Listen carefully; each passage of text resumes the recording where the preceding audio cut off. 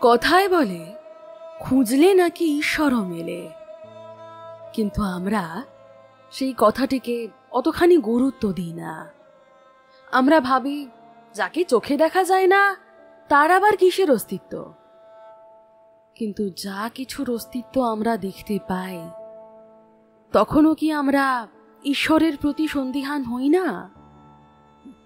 যদিও কথাতেই আছে, বিশ্বাসে মেলায় বস্তু, তর্কে বহুদূর। আমাদের আজকের নিবেদন আমার প্রেমিক অন্ধকার সিরিজের 11তম এপিসোড, বিভূতিভূষণ বন্দ্যোপাধ্যায়ের কলমে খুঁটি দেবতা। আর শুনুন, আপনারা যদি আমার চ্যানেলে নতুন হয়ে থাকেন তাহলে এক্ষুনি সাবস্ক্রাইব করুন, কারণ 99% লোক সাবস্ক্রাইব করেন না। কেন? এক্ষুনি সাবস্ক্রাইব করুন। হ্যাঁ, ঠিক আছে, এবার গল্প শুনুন।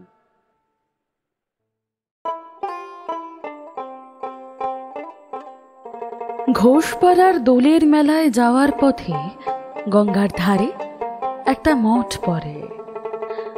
মঠ বললে ভুল হয়, ঠিক মঠ বলতে যা বোঝায় সে ধরনের কিছু না। মাঠের মধ্যে 4-5টা ছোট খড়ের ঘর, এক ধারে একটা বড় তেঁতুল গাছ। গঙ্গার একটা ছোট খাল মাঠের মধ্যে শুকিয়ে গেছে। জোয়ারের সময় খালটার কানায় কানায় জল ভরে ওঠে। ঠিক সেই সময় জেলেরা দোয়ারি পেতে রাখে। জোয়ারে তোরের মুখে মাছ খালে উঠে পড়ে। ভাটার টানে জল কমার সময় দোয়ারির কাঠিতে আটকে যায়, আর বেরোতে পারে না। কাছেই একটু দূরে শঙ্করপুর নামের ছোট্ট একটা গ্রাম। কিছুদিন আগে এক রেল কোম্পানি ব্রাঞ্চ লাইন খোলার উদ্দেশ্যে খানিকটা জমি সার্ভে করে মাটির কাজ আরম্ভ করিয়েছিলেন। কোনো কারণে সেখানে লাইন বসানো হয়নি। মাঠের উত্তর দক্ষিণে প্রকাণ্ড উঁচু রেলওয়ে। বাঁধটার দুই পাশের ঢালুতে নানা জাতীয় কাঁটা গাছ, আকন্দ ও অন্যান্য বুনো গাছপালা গজিয়ে এক প্রকার বন হয়ে আছে। আকন্দ গাছটাই বেশি। খুঁটি দেবতার অপূর্ব কাহিনী এইখানেই শুনেছিলাম, গল্পটা বলা দরকার।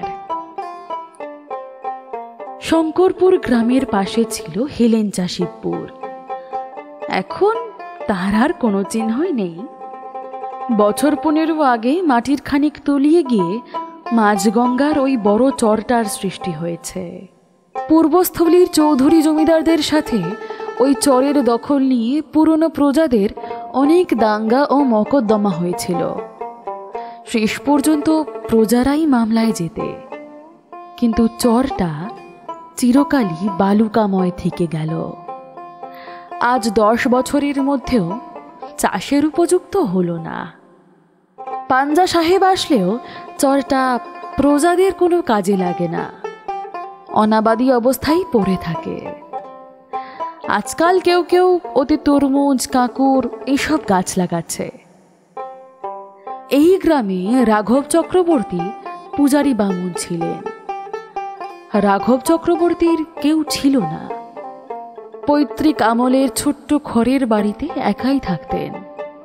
একাই নদীর ঘাট থেকে জল এনে বনের কাঠ করিয়ে রেঁধে বেড়ে খেতেন। গায়ে শক্তিও ছিল খুব। পিতামহের আমলের সেকেলে ভারী পিতলের ঘড়া করে দুবেলা 1 মাইল পথ দূরের গঙ্গা থেকে জল আনতেন। ক্লান্তি বা আলসেমি কাকে বলে তা তিনি জানতেন না। রাঘব চক্রবর্তী পয়সা খুব চিনতেন। বাঁশের চাটার পালা তৈরি করে 20 টাকা করে ডোমেদের কাছে ঘোষপাড়ার দোলে বেচার জন্য পাঠিয়ে দিতেন। আবার সময় সময় ঝুড়ি, কুলো, ডালা এসব বুনেও বিক্রি করতেন। মাটির প্রতিমা গড়তে পারতেন। উলু খড়ের টুপি, ফুল, ঝাঁটা তৈরি করতেন। সুন্দর করে কাপড় রিপু করতে পারতেন। এসব তার উপরি আয়ের পন্থা ছিল। সংসারে কেউ নেই, না স্ত্রী, না ছেলে মেয়ে, কে তার পয়সায় খাবে? তবুও রাঘব টাকা জমিয়ে রাখতেন একটা মাটির ভাঁড়ে। সপ্তাহে 1 বার বা 2 বার ভাঁড়টি উপর করে ঢেলে পয়সাগুলো যত্ন করে গুনতেন। ভাঁড়ের মধ্যে যা রাখতেন সেগুলো আর বের করতেন না। গ্রামের সবাই বলতো রাঘব চক্রবর্তী হাতে বেশ 2 পয়সা গুছিয়ে নিয়েছেন। একদিন দুপুরে রান্না সেরে রাঘব ক্লান্তি দূর করার ব্যবস্থা করছেন। এমন সময় একটা ছুঁই ঘেরা গরুর গাড়ি এসে দাঁড়ালো উঠোনে। গাড়ি থেকে বের হয়ে এলো একজন 25-26 বছরের যুবক। রাঘব চিনতে পারলেন, এই যে তার দূর সম্পর্কের ভাগ্নে নন্দলাল। নন্দলাল এসে প্রণাম করল। রাঘব বললেন, এসো বাবা, এসো এসো। তো ছইয়ের মধ্যে আর কে আছে? নন্দলাল সলজ্জ মুখে বলল, আপনার বৌমা। ও আচ্ছা আচ্ছা, তো কোথায় যাবে? ঘোষপাড়ায় দোল দেখতে বুঝি? আগে না, আপনার আশ্রয়তেই আপাতত। মানে বামুনহাটির বাড়িঘর তো সব গিয়েছে, আপনি জানেন। গত বছর মাঘ মাসে বিয়ে, তা এতদিন বাপের বাড়িতেই ছিল। সেখান থেকে না আনলে আর ভালো দেখাচ্ছে না, তাই তাই নিয়ে আজ একেবারেই এখানে। রাঘব বিশেষ সন্তুষ্ট হলেন না। তিনি চিরকালই একা থেকে এসেছেন, একা থাকতেই ভালোবাসেন। এ আবার কোত্থেকে এসে জুটল, দেখো কাণ্ড। যাই হোক, আপাতত বিরক্তি চেপে রেখে ভাগ্নে বউকে গাড়ি থেকে নামিয়ে পূর্ব দিকের ছোট্ট ঘরটাতে আলাদা থাকার ব্যবস্থা করলেন। সন্ধ্যার পর ভাগ্নেকে জিজ্ঞেস করলেন, এখানে নিয়ে তো এলে, তা হাতে কিছু আছে টাছে? আমার এখানে তো আবার বড় টানাটানি। ধান অন্যবার যা হয়, এবার তো তার শিখিও পাইনি। যজমানের যে অবস্থা এবারও। নন্দ এ কথার কোনো উত্তর দিতে পারল না, চুপ করে বসে রইল। তো বৌমার হাতে কি কিছু নেই? ও কোথায় পাবে? তবে বিয়ের দরুন কিছু গয়না আছে, ওর ওই হাত বাক্সটাতে আছে যা আছে। দেখো বাপু, জায়গা মোটেই ভালো নয়। গয়নাগুলো বাক্সে রাখাই ভালো আমি বলি, 5 জন টের না পায়। আমি আবার থাকি গায়ের এক কোণে পড়ে, আর এই তো সময় যাচ্ছে, ওগুলো আরও সাবধান করা দরকার। দিন 2 পরে নন্দলাল মামাকে বলল, আমাকে আজ একবার বেরুতে হবে মামা, একবার বীজপুরে যাব। লোক কারখানায় একটা কাজের সন্ধান পেয়েছি, একটু দেখে আসি। নন্দলাল এর আগেও বীজপুরের কারখানায় কাজ খুঁজেছে, কিন্তু তেমন লেখাপড়া জানে না বলে কাজ পায়নি। লোক কারখানায় যদি মঙ্গুর ঠেঙাতেও পারি, তাহলেও এতক্ষণে কিছু চাকরি জুটে যেত। কিন্তু কি করব বলুন, ভদ্রলোকের ছেলে, ওসব তো আর করতে পারি না। এই আমার সঙ্গে পাঠশালায় পড়তো মহেন্দ্র, তারা যাতে মুচি, সে 22 মানি করছে, 7.5 টাকা হপ্তায় পায়, দিব্যি আছে। কিন্তু তাদেরও সব সয়, আমার তো আর তাতে হবে না। আমাকে বলেছিল হেডমিস্ত্রির কাছে নিয়ে যাবে, তা আমার দ্বারা আর কি হাতুড়ি পেটানো চলে? পরদিন খুব ভোরে নন্দলাল বাড়ি ফিরল। সে রাতেই স্টেশনে নেমে গেছিল, কিন্তু অন্ধকারে এতটা রাস্তা আসতে না পেরে সেখানেই একটু জিরিয়ে নিচ্ছিল। শেষ রাতের দিকে আলো ফুটলে তারপর রওনা হয়েছে। নন্দলাল বাড়ি ফিরে দেখল তখনও মামা ঘুম থেকে ওঠেননি। ঘরে স্ত্রীও তখন ঘুমোচ্ছে। স্ত্রীকে ডাকতে গিয়ে দেখল গয়নার বাক্সটা নেই। স্ত্রীকে ডেকে বলল, এই আরে এই গয়নার বাক্স কোথায়? স্ত্রী অবাক হয়ে গেল, বলল, আরে ঠাট্টা করছো বুঝি? দাঁড়াও আমি দেখছি। এই তো মাথার কাছে এখানেই ছিল, কোথায় গেল? এই তুমি লুকিয়েছ বুঝি? কিছুক্ষণ পরে স্বামী স্ত্রী দুজনেই মাথায় হাত দিয়ে বসে পড়ল। ঘরের কোথাও বাক্সটা নেই। অনেক খোঁজাখুঁজি করা হলো। কান্নাকাটি শুনে মামাও বিছানা ছেড়ে উঠে আসলেন। চুরির কথা শুনে হকচকিয়ে গিয়ে নিজে চারিদিক ছোটাছুটি করে বাক্সের বা চোরের খোঁজ করতে লাগলেন। প্রতিবেশীরা আসলো, থানাতেও খবর গেল, কিন্তু কিছুই হলো না। নন্দলালের স্ত্রীর বয়স 20 কি 21, রং টকটকে ফর্সা, মুখ সুশ্রী, বড় শান্ত ও সরল মেয়েটি। তার বাপের বাড়ির অবস্থা বেশ ভালো, কিন্তু এই বৃদ্ধ বয়সে তৃতীয়বার বিবাহ করে তার বাবা আগের পক্ষের সন্তানদের এখন আর দুচক্ষে দেখতে পারেন না। বিবাহের সময় এইসব গয়নাগুলো তিনি মেয়েকে দিয়েছিলেন এই হিসেবে যে সেগুলো দিয়ে যেন মেয়ে বাপের বাড়ির উপর সব দাবি দেওয়া ত্যাগ করে। পিতার কর্তব্য তিনি এইখানেই শেষ করেছিলেন। নন্দলালের অবস্থা কোনো কালেই তেমন ভালো ছিল না। বিয়ের পর যেন আরও খারাপ হয়ে গেল।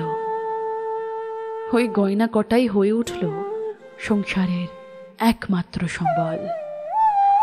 গয়নাগুলির উপর নন্দলাল 2 হাত বাড়িয়েছিল বটে, একবার পাটের ব্যবসার জন্য, আরেকবার শিমুর আলীর বাজারে মুদির দোকান খোলার জন্য। কিন্তু নিজেই শেষ পর্যন্ত কি যেন ভেবে দুবারই পিছিয়ে যায়। বউও বলেছিল, দেখো ওই তো পুঁজিপাটা, আর তো নেই কিছু, যখন আর কোনো উপায় থাকবে না তখন ওতে হাত দিও, এখন তাক। গয়নার বাক্স চুরি যাওয়ার 5-7 দিন পরে ভোরে উঠে দেখল স্ত্রী বিছানায় নেই। বাইরে এসে দেখল বউ খড়ের ছাই গাদা ঘেঁটে কি যেন খুঁজছে। স্বামীকে দেখে এমন এক ধরনের হেসে বলল, ওগো ওগো একটু খোঁজো না এটার মধ্যে, তুমিও ওই উত্তর দিকটা একটু দেখো। নন্দলাল সস্নেহে স্ত্রীকে ধরে এনে দাওয়ায় বসালো। পাতকুর ঠান্ডা জল দিয়ে স্নান করিয়ে দিয়ে নানাভাবে তাকে বোঝানোর চেষ্টা করতে লাগলো। কিন্তু সেই যে বউয়ের মস্তিষ্ক বিকৃতি শুরু হলো, তা আর কিছুতেই সারানো গেল না। যদি তার স্বামী বা অন্য কেউ টের পায়, এই ভয়ে যখন কেউ কোনো দিকে থাকে না, তখন সে চুপি চুপি ছাই গাদা হাতড়ে হাতড়ে কি যেন খুঁজে দেখতে লাগলো। এই একটি মাত্র ব্যাপার ছাড়া তার মস্তিষ্ক বিকৃতির আর কোনো লক্ষণই ছিল না। অন্যদিকে সে যেমন গৃহকর্ম নিপুণা সেবাপরায়ণা কর্মঠ গৃহবধূ ছিল, তেমনই ছিল। একদিন সকালে সে তার মামা শ্বশুরের ঘরে ঝাঁট দিতে ঢুকেছে। মামা শ্বশুর রাঘব চক্রবর্তী তখন ঘরে ছিলেন না। ঘরের একটা কোণ পরিষ্কার করেছে এমন সময় সে একটা কাগজ কুড়িয়ে পায়। কি যেন দলা পাকিয়ে কাগজটাকে সেই কোণে ফেলে দিয়েছিল। কাগজটি দেখে সে বড় অবাক হল। এই যে তার গয়নার বাক্সের তলায় পাতা ছিল পাতলা বেগুনি রঙের কাগজ। শ্যাকরারা এই কাগজে নতুন তৈরি সোনার গয়না জড়িয়ে দেয়। এই কাগজটিও তাহলে সেইভাবেই শ্যাকরার দোকান থেকে এসেছে। এটি তার গয়নার বাক্সের তলায় পাতা কাগজ, সেই বিষয়ে তার কোনো সন্দেহই নেই। বৌমা কাউকে মনের সন্দেহের কথা কিছু বলল না, এমনকি তার স্বামীকেও না। কিন্তু সারাক্ষণ সে এই একটা বিষয় নিয়েই ভেবে চলল। ভাবতে ভাবতে শেষে তার খুব জ্বর এলো। জ্বর অবস্থাতেই নির্জন ঘরে একা বিছানায় শুয়ে শুয়ে তক্তপোষের একটা বাঁশের খুঁটিকে সম্বোধন করে সে করো জোরে বারবার বলতে লাগলো, ওগো খুঁটি, আমি তোমার কাছে দরখাস্ত করছি, তুমি এর একটা উপায় করে দাও, পায়ে পড়ি তোমার। একটা উপায় তোমায় করতেই হবে, আর কাউকে বলতে পারছি না গো, তোমাকেই বলছি।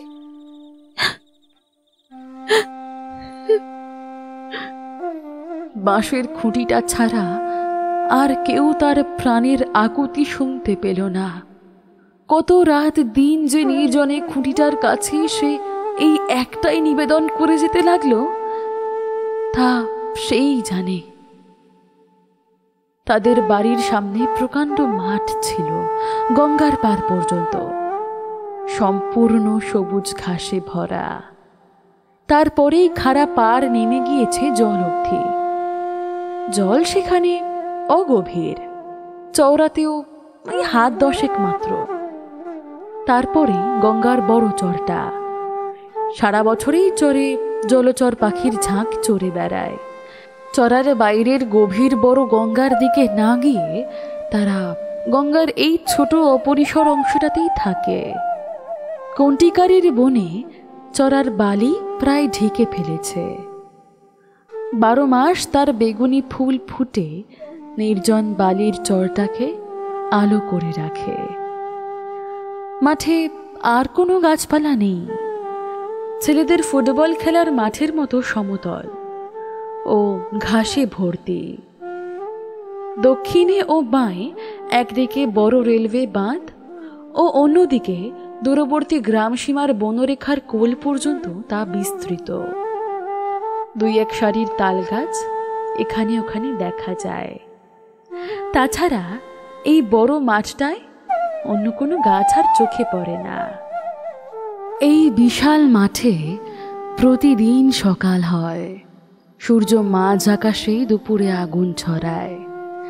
বেলা ঢলে বিকেল নেমে আসে। গোধূলিতে পশ্চিম দিক কত কি রঙে রঞ্জিত হয়। চাঁদ ওঠে। সারা মাঠ, চড়া, রেলওয়ে ওপারের বড় গঙ্গাটা জ্যোৎস্নায় প্লাবিত হয়ে যায়। কিন্তু কখনো কোনো কালে রাঘব চক্রবর্তী বা তার প্রতিবেশীরা এই সুন্দর পল্লী প্রান্তরের প্রাকৃতিক লীলার মধ্যে কোনো দেবতারই পূর্ণ আবির্ভাব কোনোদিনও কল্পনাই করেনি, প্রয়োজনও বোধ করেনি। সেখানে আজ সর্বপ্রথম এই নিরক্ষরা বিকৃত মস্তিষ্কা বধূটি বৈদিক যুগের মন্ত্রদ্রষ্টা বিদুষীর মতো মনে প্রাণে খুঁটি দেবতার আহ্বান করল। আমি এই মাঠেই বিকেলে দাঁড়িয়ে কথাটার গভীরতা ভাবছিলাম সেদিন। সেখানে যতটা উপলব্ধি করেছিলাম এমন বোধ হয় আর কোথাও করতে পারবো না। নন্দলাল তার স্ত্রীর অবস্থা দেখে বিব্রত হয়ে পড়ল। সে স্ত্রীকে খুবই ভালোবাসত। নানা রকম ওষুধ, জড়িবুটি, শিকড় বাকড় সমস্তই এনে দিল স্ত্রীকে। তিরলের পাগলি কালির বালা থেকে শুরু করে যে যা বলে তাই করতে লাগলো, কিন্তু কিছুতেই কিছু হলো না। তবে একটা সুফল দেখে সে বেশ খুশি হলো। আজকাল তার স্ত্রী আর সকালে উঠে ছাই গাদা হাতড়াতে বসে না। তবুও সংসারের কাজকর্মগুলি অন্যমনস্কভাবে করে যায়। ভাত বা তরকারি পুড়িয়ে ফেলে, নয়তো ডালে খানিকটা নুন বেশি দিয়ে দেয়। ভালো করে কথা বলে না। এইটাই ছিল তার বিরুদ্ধে প্রধান অভিযোগ। এভাবে কেটে গেল মাস 2। তখন শ্রাবণ মাস। বর্ষায় ঢল নেমে বড় গঙ্গা ও ছোট গঙ্গাকে একাকার করে দিল। চড়া ডুবে গেল। কুলে কুলে গেরিমাটির রঙের জলে ভর্তি। এই সময় নন্দলালের আর্থিক অবস্থা অত্যন্ত খারাপ হয়ে উঠল। হাতে আগে যেটুকু ছিল তা সব খরচ হয়ে গেল। এদিকে চাকরিও জুটল না। রাঘব চক্রবর্তী ভাগ্নিকে ডেকে বলল, তা কোনো কিছু একটা করে নিতে পারলে না? তা দিন কতক বৌমাকে বাপের বাড়িতে রেখে তুমি বরং কলকাতার দিকে গিয়ে কাজকর্ম কিছু চেষ্টা করো না, না হলে তো আর চালাতে পারি না। অবস্থা তো দেখতেই পাচ্ছ। নন্দলাল পড়ল মহা বিপদে। না আছে চাকরি, না আছে সম্বল, ওদিকে অসুস্থা তরুণী বউ ঘরে। বীজপুরের কারখানায় কয়েকবার যাতায়াতের ফলে একজন রঙের মিস্ত্রির সঙ্গে বন্ধুত্ব হয়ে গিয়েছিল। তাকে বলে কয়ে তার বাসায় বউকে নিয়ে গিয়ে তো আপাতত তুলল। দুইটি মাত্র ঘর, একটা ঘরে মিস্ত্রি একলাই থাকে, অন্য ঘরটায় নন্দলালকে ছেড়ে দিয়েছে। মিস্ত্রি গাড়িতে অক্ষর লেখে। সে চেষ্টা করে সাহেবকে ধরে টরে নন্দলালের জন্য একটা ঠিকা কাজ জুটিয়ে দিল বটে। একটা বড় লম্বা রেখে আগা গোড়া পুরনো রং উঠিয়ে নতুন রং করতে হবে। নন্দলাল সেটিকে রং করার জন্য 1 মাসের চুক্তিতে নিযুক্ত হল। এদিকে রাঘব চক্রবর্তী কিছুদিনের জন্য হাঁপ ছেড়ে একটু বাঁচল। হঠাৎ একদিন তিনি অনেক জনমজুর ধরে বাড়ির উঠোন পরিষ্কার করতে লাগলেন। ভালো দেখে একজোড়া হরিণের চামড়ার জুতো কিনে আনলেন। এমনকি পুজোর সময় একবার কাশী বেড়াতে যাবেন বলে সংকল্প করে ফেললেন। আশ্বিনের প্রথমে বর্ষা একটু কমল। রাঘব চক্রবর্তীর বাড়ির চারিধারে পাঁচিল গাঁথবার মিস্ত্রি খাটছিল। সারাদিন পরিশ্রমের পর গঙ্গায় গা ধুয়ে এসে সন্ধ্যার পরই তিনি শুয়ে পড়লেন। অত পরিশ্রম করার পর তিনি শুলেন বটে, কিন্তু তার ঘুম আসল না। ঘুমাবার বৃথা চেষ্টা করে সারা রাত ছটফট করতে করতে শেষ রাতে উঠে পড়লেন। তামাক খাবার ইচ্ছে হলে তা হাতে নিয়ে বসলেন। দিন ও দুপুরে ঘুমানোর চেষ্টা করে যেতে লাগলেন বটে, কিন্তু কিছুতেই তার ঘুম হলো না। এইভাবে চলতে লাগলো। তখন পাঁচিল গাঁথার জন্মজোরকে বলে দিলেন যে এখন দিন 2 বাপু কাজ বন্ধ থাকুক। পরদিন রাত্রে সামান্য কিছু খেয়ে নিয়ে ঠান্ডা মাথায় জল দিয়ে হাত পা ধুয়ে তাড়াতাড়ি শুয়ে পড়লেন। প্রথমে ঘুম আসলো না বটে। ভাবলেন ঘুমের সময় এখনো ঠিক হয়নি, তাই হয়তো ঘুম আসছে না। এপাশ ওপাশ করতে লাগলেন। ঘড়িতে বাজে 10টা, 11টা, 12টা। রাঘব প্রাণপণে চোখ বুজে শুয়ে রইলেন। নানাভাবে ঘুরে ফিরে শুয়ে দেখলেন, কিন্তু ঘুম আসে না। কেন? আরো ঘন্টা 2 কেটে গেল, কিন্তু ঘুমের চিহ্ন মাত্র নেই। দেখতে দেখতে চাঁদ ঢলে পড়ল। জানলা দিয়ে যে বাতাস আসছিল তা আগের থেকে ঠান্ডা অনুভব হচ্ছে। রাঘবের কেমন ভয় হলো। বোধহয় আজও ঘুম হবে না। ভাবতেই বুকটা কেমন যেন করে উঠল। আজ রাত্রেও যদি ঘুম না হয় তবে কাল তিনি বাঁচবেন কি করে? উঠে পড়লেন, মাথায় আবার একবার জল দিলেন, আবার শুলেন, আবারও প্রাণপণে ঘুমাবার চেষ্টা করতে লাগলেন। কিন্তু এই ভেবে তার মাথা আরো গরম হয়ে উঠতে লাগলো যে যদি ঘুম না আসে তাহলে। দেখতে দেখতে রাত ফর্সা হয়ে গেল। কাক কোকিল ডেকে উঠল, কিন্তু তখনও হতভাগ্য রাঘব চক্রবর্তী বিছানায় ছটফট করতে করতে ঘুমানোর বৃথা চেষ্টা করে চলেছেন। ঠিক এইভাবে কেটে গেল আরো 8 দিন। এই 8 দিনের মধ্যে কি দিনে কি রাতে রাঘবের চোখে এতটুকু ঘুম আসলো না। রাঘব পাগলের মতো হয়ে উঠলেন। যে যা বলতে লাগলো তাই করে দেখলেন। ডাব খেয়ে পুকুরের পচা পাঁক মাথায় দিয়ে দিন রাত থাকতে থাকতে নিউমোনিয়া হবার উপক্রম হলো, কিন্তু লাভ হলো না। অবশেষে বাঁশবেড়ের মনোহর ডাক্তারের ঔষধও ব্যবহার করে দেখলেন, কিন্তু কিছুতেই কিছু হয় না। আরও দিন ৬-৭ কেটে গেল। রাঘব সন্ধ্যার পরেই হাত পা ধুয়ে মন স্থির করে শুতে যান, কিন্তু বালিশে মাথা দিয়েই বুকের মধ্যে গুরু গুরু করে ওঠে। আজও বোধহয় ঘুম। বাকিটা আর রাঘব ভাবতে পারলেন না।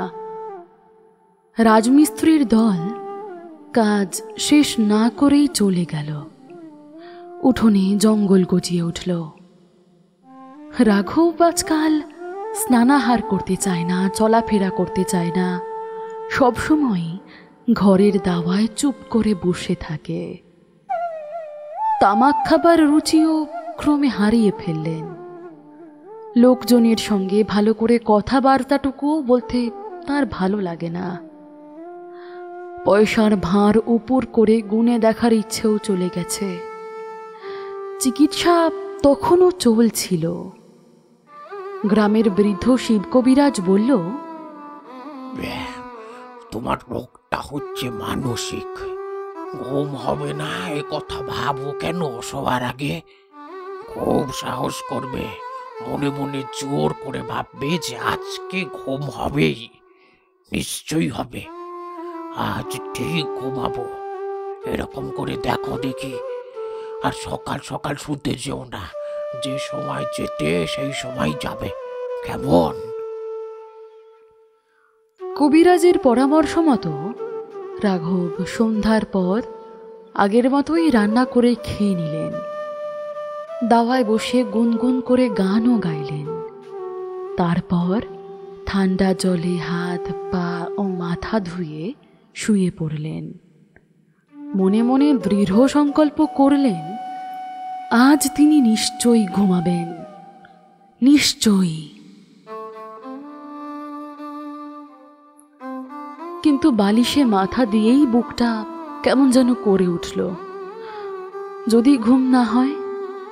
পরক্ষণেই মন থেকে সে কথা ঝেড়ে ফেলে দিলেন, নিশ্চয়ই ঘুম হবে। পাশ ফিরে পাশ বালিশটা আঁকড়ে শুলেন। ঘরের দেওয়ালের একখানা বাঁধানো রাধাকৃষ্ণের ছবি বাতাস লেগে ঠক ঠক শব্দ করছে দেখে বিছানা থেকে নেমে সেটিকে নামিয়ে রাখলেন। আবার শুয়ে জোর করে চোখ বুজে থাকলেন। আধ ঘন্টা, 1 ঘন্টা, এইবার তিনি নিশ্চয়ই ঘুমাবেন। বুকের মধ্যে গোড় গোড় করছে, কেন না, এইবার তিনি ঘুমাবেনই। 2 ঘন্টা, 3 ঘন্টা, একটা রাত, গ্রাম নিশুতি, কোনো দিকে সারা শব্দ নেই। কেওড়াপাড়ায় 1-8টা কুকুরের ঘেউ ঘেউ ছাড়া। না, অনেক রাত হয়েছে, আর রাঘব জেগে থাকবেন না, এইবার ঘুমাবেন। বাঁ দিকে শুয়ে সুবিধা হচ্ছে না, হাতটা কেমন যেন বেকায়দায় আছে। ডান দিকে ফিরে শুলেন। ছারপোকা না, বিছানায় তো ছারপোকা নেই। তবে যাই হোক, জায়গাটা একবার হাত বুলিয়ে নেওয়া ভালো। ভাবনা মতো কাজ তিনি করে নিলেন। যাক, এইবার ঘুমাবেন। এইভাবে এতক্ষণে নিশ্চিন্ত হবার চেষ্টা করলেন। তখন রাত 2টো। কিন্তু তিনি নিশ্চিন্ত হতে পারলেন না। একটা হাট কি মেলা কোথায় যেন বসেছে। রাঘব দাঁড়িয়ে দাঁড়িয়ে দেখছেন, সব লোক চলে গেল, তবুও 2-10 জন এখনো হাটচালিতে ভিড় করে দাঁড়িয়ে শুটকি চিংড়ি মাছের দর কষাকষি করে চলেছে। এরা বিদায় হলেই রাঘব নিশ্চিন্ত মনে ঘুমোতে পারবেন। একটা লোক চলে গেল, 2টো, 3টে, এখনো 7 লোক বাকি। রাঘব তাদের কাছে গিয়ে চলে যাবার অনুরোধ করছেন, অনুনয় বিনয় করছেন, হাত জোর করলেন, দোহাই তাদের, তারা চলে যাক। কিন্তু এখনো তো 3 বাকি। রাঘবের মনে উল্লাস হলো। আর দেরি নেই, আর এই দুজন চলে গেলেই তিনি ঘুমাবেন। আর একজন, মাত্র মিনিট 15 দেরি, তাহলেই ঘুমাতে পারবেন। হঠাৎ রাঘব বিছানার ওপর উঠে বসলেন। হাট কই? হাট তো কোথাও বসে নেই। কিসের হাট? কোথাকার হাট? কি সব আবোল তাবোল তিনি ভাবছেন। ঘুম তাহলে বোধহয়। রাঘব কথাটা ভাবতেও সাহস পেল না। কত রাত? ওটা কিসের শব্দ? বীজপুরের কারখানায় ভোরের বাঁশি বাজছে নাকি? সে তো রাত 4টে বাজে। এখন কি 4টে বেজে গেল? অসম্ভব। যাক, যথেষ্ট বাজে কথা তিনি ভেবে রাত কাটিয়ে দিয়েছেন। আর নয়, এবার তিনি ঘুমাবেন। অল্প একটু ঘোর এসেছিল কিনা কে জানে। ভোরের ঠান্ডা বাতাসে তা তো একটু আসতেও পারে। কিন্তু রাঘবের দৃঢ় বিশ্বাস তিনি এতটুকুও ঘুমাননি, চেয়েই ছিলেন। হঠাৎ একটা ব্যাপার ঘটল। বিস্মিত রাঘব দেখলেন তার খাটের পাশে বাঁশের খুঁটিটা যেন ধীরে ধীরে একটা বিরাট মূর্তির রূপ নিয়ে তার মাথার শিয়রে এসে দাঁড়ালো। ব্যঙ্গের সুরে আঙুল নাড়িয়ে বলল, মূর্খ, ঘুমানোর যদি এত ইচ্ছে থাকে তবে কালকেই গয়নার বাক্স ফেরত দিবি। ভাগ্নে বউয়ের গয়না চুরি করেছিস, লজ্জা করে না? বীজপুরের কারখানার বাঁশির শব্দে রাঘবের ঘোর কেটে গেল। ফর্সা হয়ে গিয়েছে আকাশ।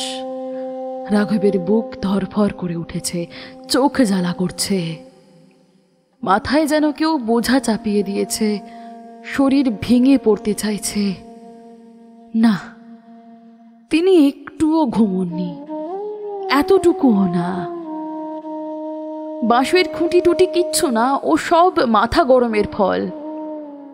কিন্তু ঠিক একই স্বপ্ন রাঘব পর পর 2 দিন দেখলেন। ঠিক একই সময় ভোর রাত্রে বীজপুরের কারখানার বাঁশি বাজবার আগে এই একই স্বপ্ন। এদিকে তিনি ঘুমননি, তবে স্বপ্ন কোথা থেকে আসবে? বীজপুরের বাসায় তখন অন্য কেউ ছিল না। নন্দলাল কাজে বাইরে। নন্দলালের স্ত্রী সাবান দিয়ে কাপড় কাচছিল। হঠাৎ রুক্ষ চুল, জীর্ণ চেহারার মামা শ্বশুরকে বাসায় ঢুকতে দেখে সে বিস্মিত চোখে একবার চেয়ে লজ্জায় ঘুমটা দিয়ে উঠে দাঁড়ালো। রাঘব চক্রবর্তী একবার চারিদিকে দেখে নিয়ে কাছে এসে ভাগ্নে বউয়ের পা জড়িয়ে ধরে কেঁদে ফেললেন। বললেন, মা গো, তুমি মানুষ নয় মা, তুমি কোনো ঠাকুর দেবতা হবে। ছেলে বলে আমায় মাফ করো। নন্দলালের কাছে কিছু বলার মুখ নেই আমার। তুমি তো মা, তোমার কাছে বলতে তো লজ্জা নেই, বুঝলে না? কিন্তু তার কাছে কোন মুখে। তারপর পুঁটুলি খুলে সব গয়নাগুলো ভাগ্নে বউয়ের হাতে ফিরিয়ে দিলেন, কিন্তু বাসায় থাকতে রাজি হলেন না। এই ঘটনার মাস 6 পর রাঘব চক্রবর্তীর গুরুতর অসুখের সংবাদ পেয়ে নন্দলাল সস্ত্রীক গরুর গাড়ি করে তাকে দেখতে গেল। ওরা যাবার দিন 7 পরে রাঘব সংসার ছেড়ে চিরকালের মতো চলে গেল। যাবার পূর্বে তিনি তার যা কিছু জমি জমা সব উইল করে ভাগ্নে বউকে দিয়ে গেলেন। কিছু পোঁতা টাকার সন্ধানও দিয়ে গেলেন। নন্দলালের স্ত্রীকে কাছে বসিয়ে নিজের সব স্বপ্ন বৃত্তান্ত বলে গেলেন। বললেন, এই যে দেখছো ঘর, এই যে বাঁশের খুঁটি, এর মধ্যে দেবতা আছেন মা। বিশ্বাস করো আমার কথা। রাঘবের মৃত্যুর পরে 16-17 বছর নন্দলাল মামার ভিটেতেই সংসার পেতে বাস করেছিল। বউটি তার ছেলে মেয়েদের মা হয়ে সচ্ছল ঘরকন্যা করতে করতে প্রথম জীবনের দুঃখ কষ্টের কথা প্রায় ভুলেই গেছিল এবং সঙ্গে সঙ্গে খুঁটি দেবতার কথাও ভুলে গিয়েছিল। হয়তো দুঃখের মধ্যে দিয়ে যে আন্তরিকতাপূর্ণ আবেগকে জীবনে একবার মাত্র লাভ করেছিল, আর কখনো জীবন পথে তার সন্ধান মেলেনি। বছর 17 পরে নন্দলালের স্ত্রী মারা গেল। নন্দলালের বড় ছেলের তখন বিবাহ হয়েছে, ও বউ নিয়ে ঘরে এসেছে। বিয়ের বছর 4 মধ্যে এই বউটি দুরন্ত ক্যান্সার রোগে আক্রান্ত হলো। ক্যান্সার হলো জিভে। ক্ষত ক্রমে গভীর থেকে গভীরতর হতে লাগলো। কত রকম চিকিৎসা করা হলো, কিছুতেই উপকার দেখা গেল না।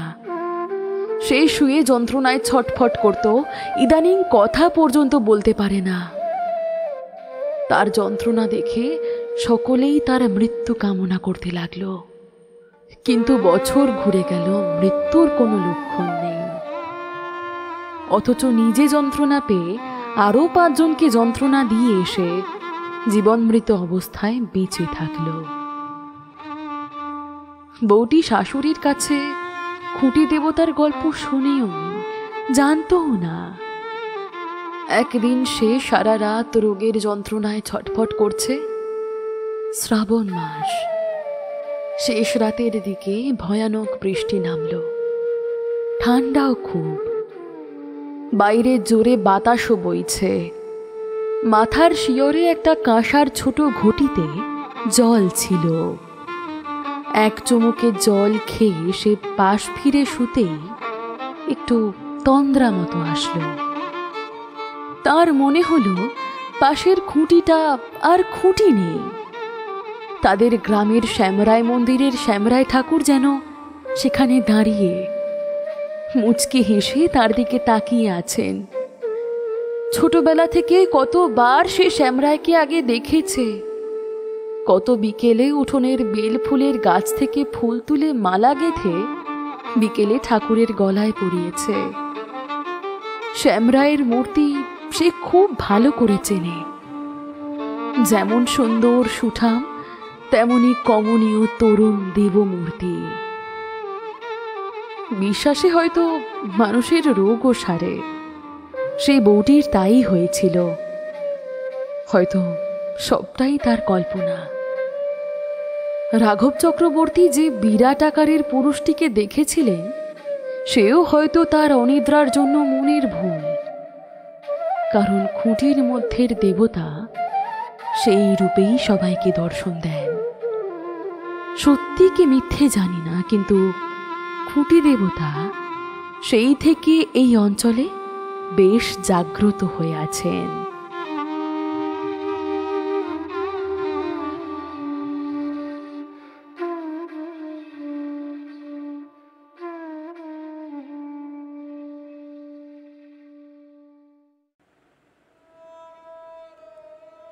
ভক্ত প্রহ্লাদ যদি প্রাসাদ প্রাচীরে ঈশ্বর খুঁজে দিতে পারেন, তাহলে খুঁটিতে শ্যামরায় দর্শন অস্বাভাবিক কেন?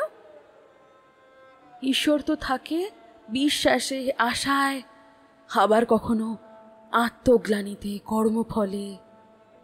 আর আমরা তাকে বৃথাই খুঁজে মরি মন্দিরে মন্দিরে। তা কেমন লাগলো আমাদের আজকের গল্প জানান কমেন্ট বক্সে।